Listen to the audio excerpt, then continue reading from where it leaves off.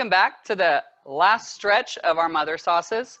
So previously we went ahead and talked about our roux, which is our what? Our thickening agent, right? Then we went ahead and we talked about our bechamel, which is our primary white sauce, our mother sauce. And from there you'll get a Mornay sauce, right?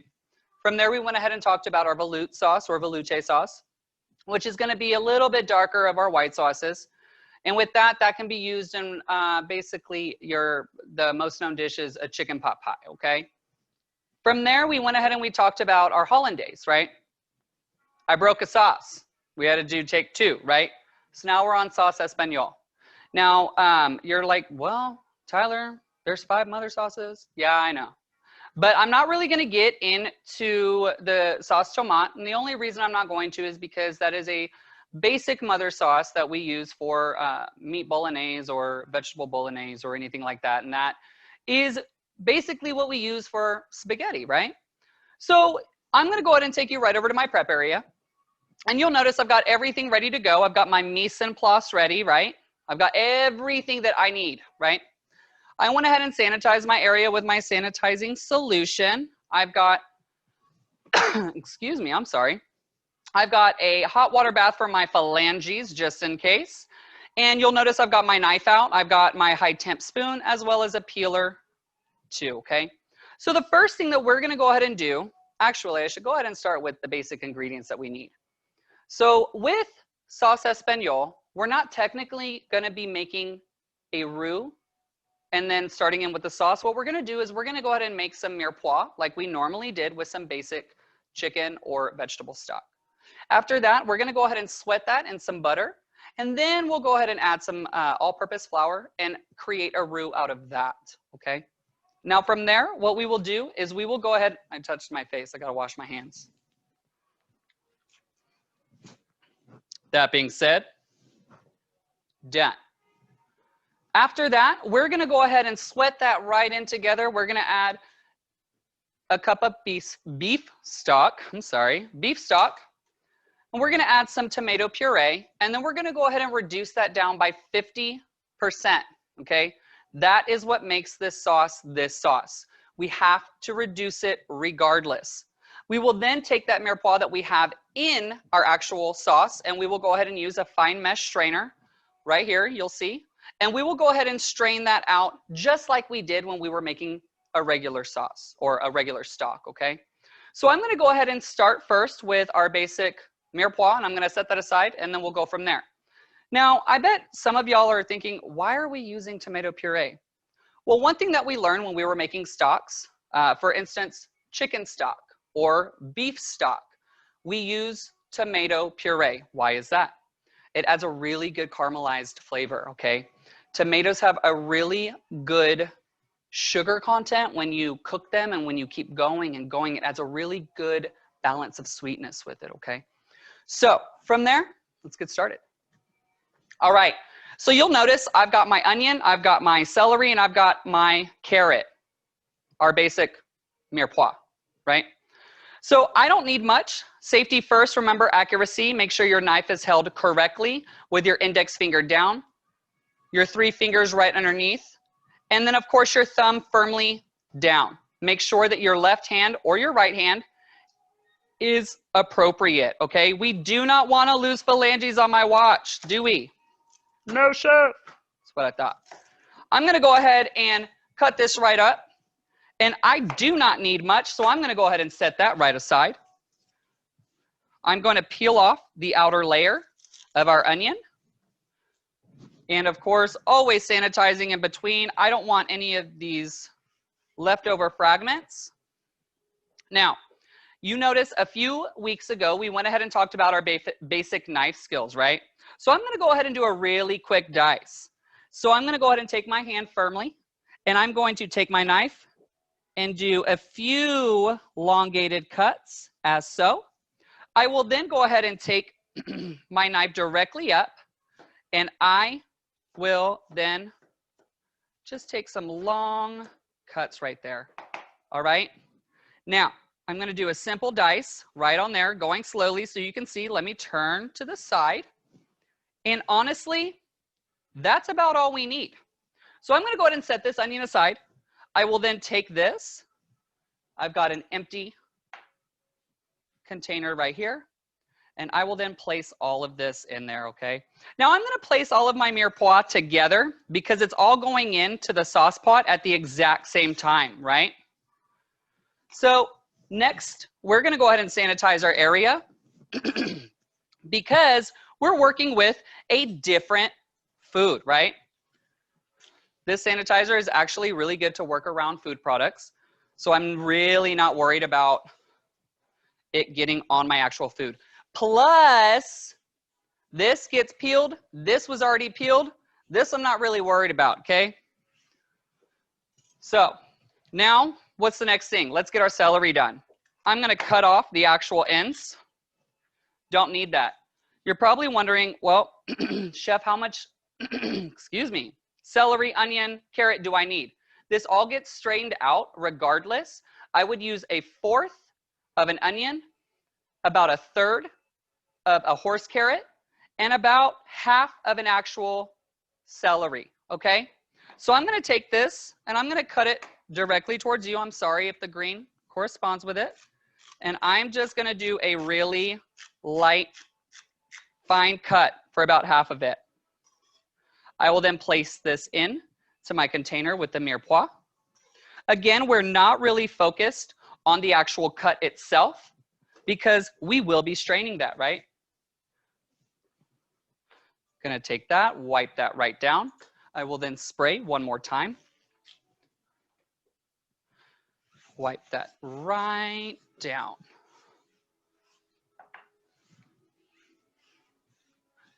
All right, next thing, I'm gonna go ahead and peel my carrot. I'm only gonna peel about halfway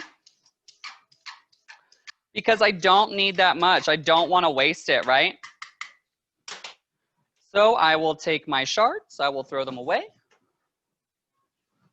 Now I'm gonna go ahead and chop the tip off, and then I'm gonna go ahead and cut it halfway down. But chef, you said you only needed 1/3. You're absolutely correct. I wanna give myself some margin of error, right? So I'm gonna take this, I'm gonna slice it right down the middle, as so. Whee! I will then take that right down the middle, and you will notice, it's not a perfect cut. I just want it to where I can extract those flavors from the actual carrot, right? But I want it small enough so that it doesn't take so long. Because what's gonna take a while is the reduction process, right? So when we're cooking this down, it's gonna take a little bit. It's gonna take about 30 to 45 minutes. So I do wanna make sure that my cuts are as small as possible for this mirepoix so I can get as much flavor out of it as possible. Now, one thing you will also notice is that just like making a stock, I have my peppercorns, my bay leaf, and that's pretty much it, right? The only thing I'm missing is parsley stems and thyme. I'm really not concerned about that because I know there's enough inside of this beef stock, right? So from there, what I'm gonna go ahead and do is I'm gonna sanitize my station one more time, carefully wipe my knife off.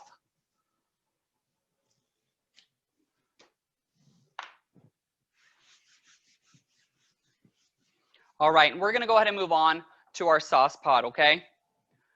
I'm gonna go ahead and take a little bit of butter. So I'd say about a teaspoon. Now from here is where we're gonna go ahead and start sweating our mirepoix. Now after we sweat our mirepoix, what are we at? We're gonna go ahead and add our flour, and that's what we're gonna do to make our roux. So I'm gonna go ahead and take this 1 tablespoon of butter. Always, always, always. Accuracy, not speed. I'm gonna turn this on a high heat real quick, bring it right down to a low heat. And I'm gonna melt that butter as quick as possible because I really wanna get everything cooking, okay? Now, another thing that we could also add is garlic. Well, chef, why don't you have any garlic? That is a dang good question. Sous chef, can you see if we have any garlic in the kitchen? Hold, please. Hey, it's a miracle. Thank you. Got garlic. So, do y'all remember how to do this? Just take it, lightly tap it until you hear the pop. you'll be able to peel it right apart. I didn't hit it hard enough. All right. Boom, done. I'm not worried about my edges being taken off because we're not consuming this garlic, right? Now, I do not like sticky hands, so I'm gonna go ahead and wipe my hands down. I will then place this right inside of our mirepoix. And guess what? You guessed it, I'm gonna sanitize, whoa, wrong way, one more time. Garlic is very sticky, you will notice that. It tastes super delicious, but it is so sticky. This is the one thing I really don't like. All right, now that all of that is done, make sure that your area always stays clean because then you have a lot less work to clean up in the end, right? All right, you'll notice that my butter is very melted. I'm gonna take my mirepoix, I will then throw it right in, and I'm gonna sweat that. So you can see right in there, everything is fully coated, right? So I'm gonna sweat this very nicely until basically your onions and your celery is somewhat translucent, okay? Now, if you're using a Bunsen burner like myself, please make sure that the heat is not all the way up, and please make sure you are using a high heat temp spoon, up to 450 degrees, okay? We're gonna let that sweat a little bit. And the next thing that we're gonna do is we're gonna go ahead and add our flour, right? We're gonna mix that right together with our spoon. And then right after that, we're gonna go ahead and add actually, before we do that, I'm gonna add my tomato puree, and then we will add the flour, and then I'm gonna go ahead and add the stock. Now, you can add the stock at a hot temp. Really not worried about that right now because what happens when you add a hot liquid to a hot pan? It's gonna kind of counteract the actual temperatures. You you always want, unless you're making a hollandaise sauce or something of that nature, you want to add a cold liquid to a hot pan or something hot so you can evenly distribute that heat and heat it all the way up super quickly, okay? Now, a lot of people are like, well, you know, they always say to add something hot, especially when it's over here, because with the roux, you don't want to have that like liquid and the clumps of flour. In this case, that's not going to happen. I'm going to show you how.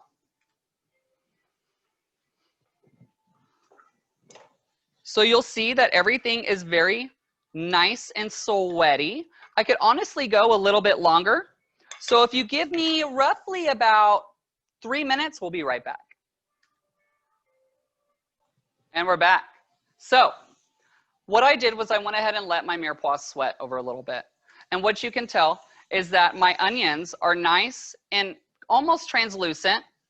And the way that you know when you've sweated just enough is when you can smell those aromatics out, okay? So what I'm gonna do now is I'm gonna take roughly a tablespoon, actually, since we're only doing a cup of beef stock, I'm gonna take a half a tablespoon of my tomato puree. I'm gonna add that right in. And I'm gonna cook that, I'm gonna stir that right in.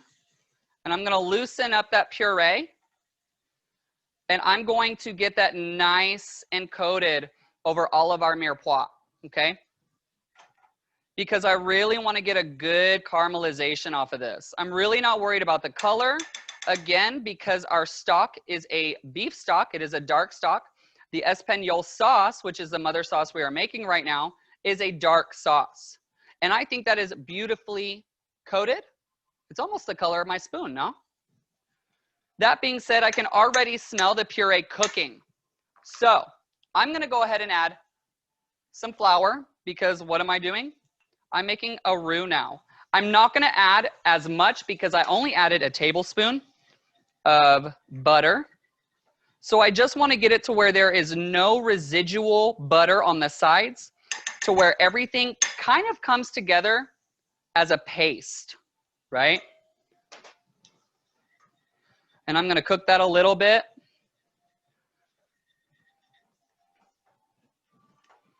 Now we always want to make sure that we get all of those corners out. I am not using a whisk because I can't get in the corners with this big stuff, with this big mirepoix. Do you see how everything clumps together? That is exactly what I'm looking for. So the next thing that I'm gonna go ahead and do is I'm gonna take our 1 cup of beef stock and I'm gonna pour it directly in.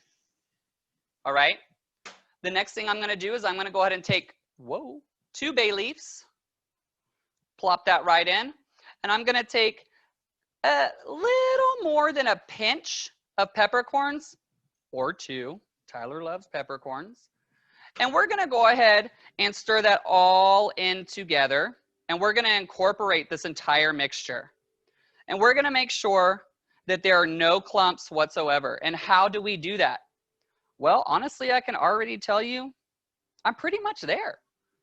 Because what I did was I made sure that everything was already incorporated before I added the actual stock. I made sure that there were no clumps of flour with that mirepoix, right?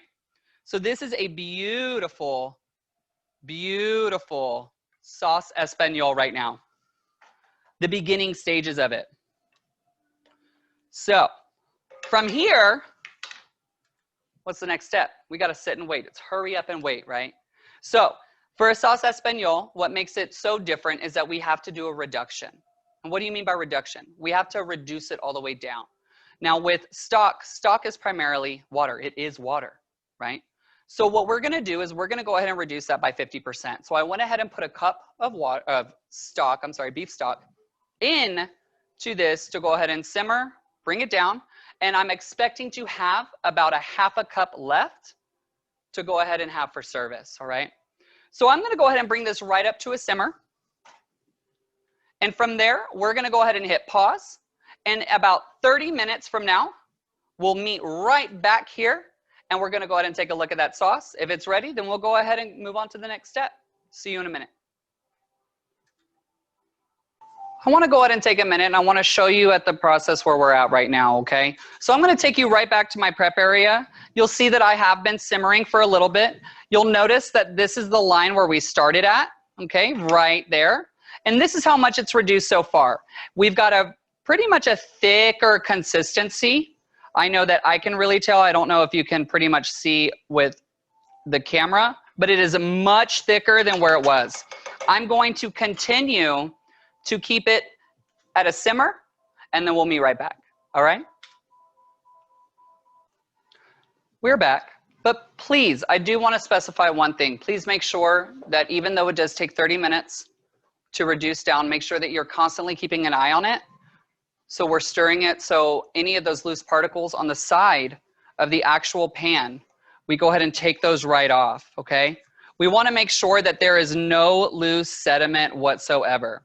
Now at this point, this has been simmering for roughly 30 minutes. So what we're going to go ahead and do is we're going to take our second pot, or we could take a bowl or a Cambro or anything, right?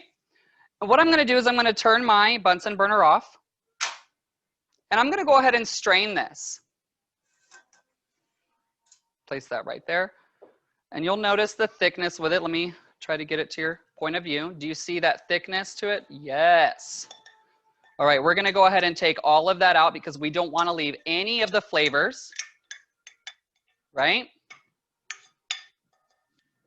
I'm going to set this to the side. And what I'm going to do is I'm going to gently press out all of that sauce. I don't want to leave any of this sauce in because we took so much of our time. We tried so hard to get all of these beautiful flavors, right? We don't want to leave any of the juices behind. I'd say that's pretty good. Take that off, hold that, dump it, right? Now, I'm going to go ahead and pour this right back in to where we had it. I could have just strained it right in. Do you see that thickness? It's beautiful. Now let's go ahead and test. Where are we at? Wow, what? We're right at, let me put you right over here. We're right at half a cup. We reduced it exactly 50%. And one thing that you'll be able to notice is that it's definitely not see-through anymore. And you can see that it is a much thicker consistency. This is exactly what we're looking for, okay? Now, is it a little bit redder? Absolutely. How could we address that? Well, by adding a little less tomato paste. So let's go ahead and plate this real quick.